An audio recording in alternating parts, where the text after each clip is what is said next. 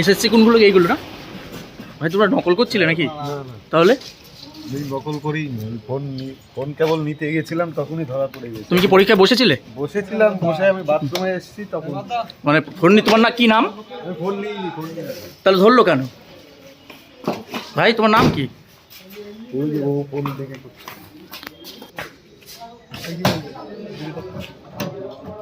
এটা খারাপ করে দেবা। তুমি নকল করছিলে ভাই? পড়ে যাচ্ছে। এসএসসিতে নকল করছিলে? হ্যাঁ, তাহলে ধরলো কেন? কোথায় পরীক্ষা ছিল তোমার?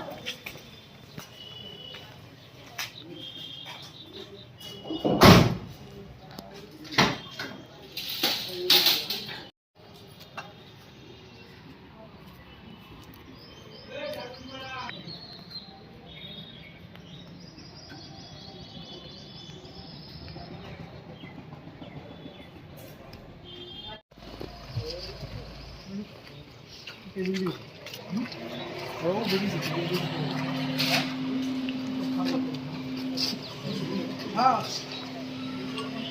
আচ্ছা না বড়বাবু? হ্যাঁ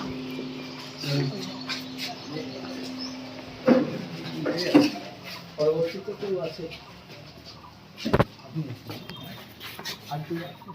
না?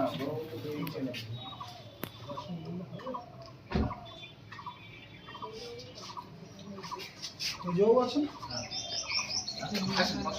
বলেন দেখে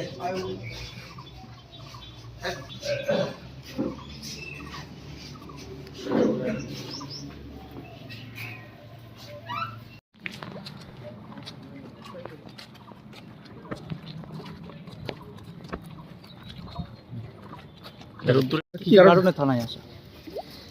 গতকাল পরীক্ষার হল থেকে একটি ছেলে মোবাইল সহ ধরা পড়েছে। ছেলেটির নাম হাফিজুল শেখ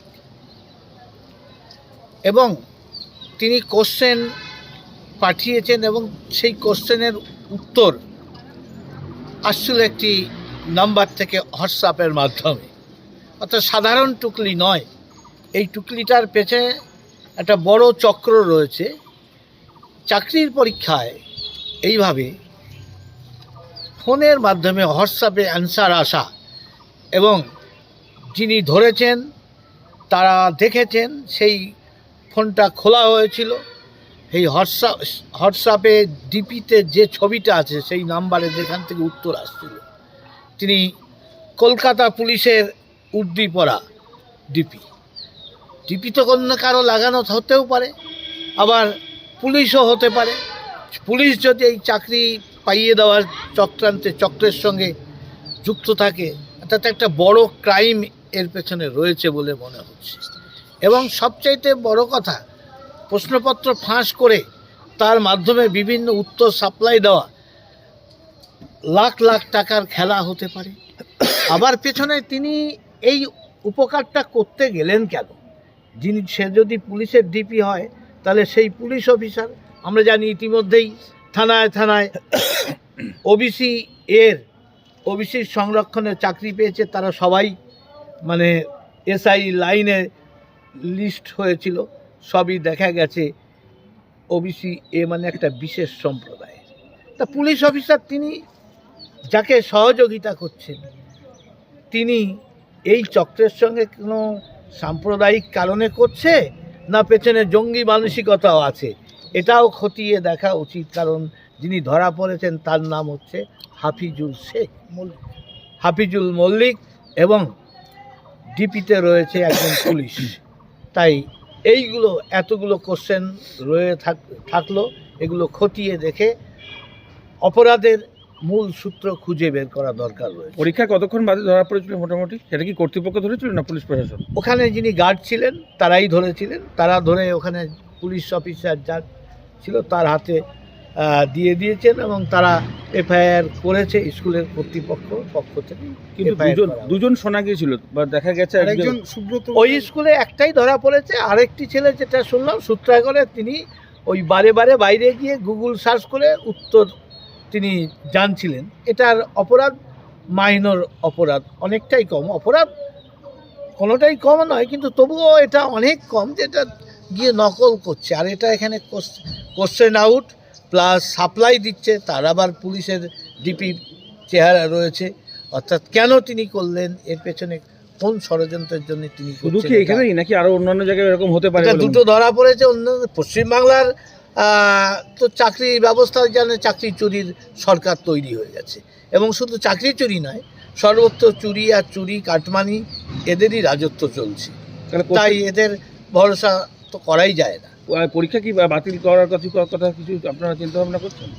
খতিয়ে যদি দেখা যায় এই চক্র সত্যিকারের একটা বড় চক্র আছে, তাহলে তো অবশ্যই পরীক্ষা বাতিল করা উচিত। এর আগেও তো গ্রুপ সি গ্রুপ ডিতে একাধিক লোকের চাকরি বাদ গেছে, এবং সেক্ষেত্রে আবারও গ্রুপ সি গ্রুপ ডি, এটা কি একদম মানে মাইনর থেকেই কি এই কাজগুলো করা হচ্ছে বলে মনে করছে? এ একটা বলে না, শস্যের মধ্যেই ভূত। টোটাল দলটাই চোরের দলে পরিণত হয়েছে। তার প্রশাসনিক ব্যবস্থাকেও চুরি করতে সহযোগিতা করে, তার কারণ ভোটে জেতাতে সহযোগিতা তারা করে, অর্থাৎ একে অপরের পরিপূরক। সেই কারণে এ যা অবস্থা, সেই প্রবাদ একটা আছে না, ডাল মে কালা হ্যায় এ নেই, পুরা ডালই কালা হ্যায়। এত নিরাপদ এর আগে যাদের নাম বাদ গেছিল তারা তো বহাল তবিয়তে ঘুরছে, সেক্ষেত্রে তাদের কি শাস্তির ব্যবস্থা করা যেত না? তাহলে কি এই জিনিসটা রোখা যেত না? অবশ্যই হওয়া উচিত ছিল, কিন্তু কে করবে? টোটালটাই চোরের দলে সরকার চলছে, সেখানে চোরকে আর কি করবে? কারণ চোরের ভোটের মূল্য যা, একজন রাষ্ট্রপতির ভোটের মূল্যও তাই। সেই দৃষ্টিতেই এখানকার প্রশ্ন। যে নাম্বারটা পাওয়া গেছে তাতে কি ইনভেস্টিগেশন শুরু হয়েছে?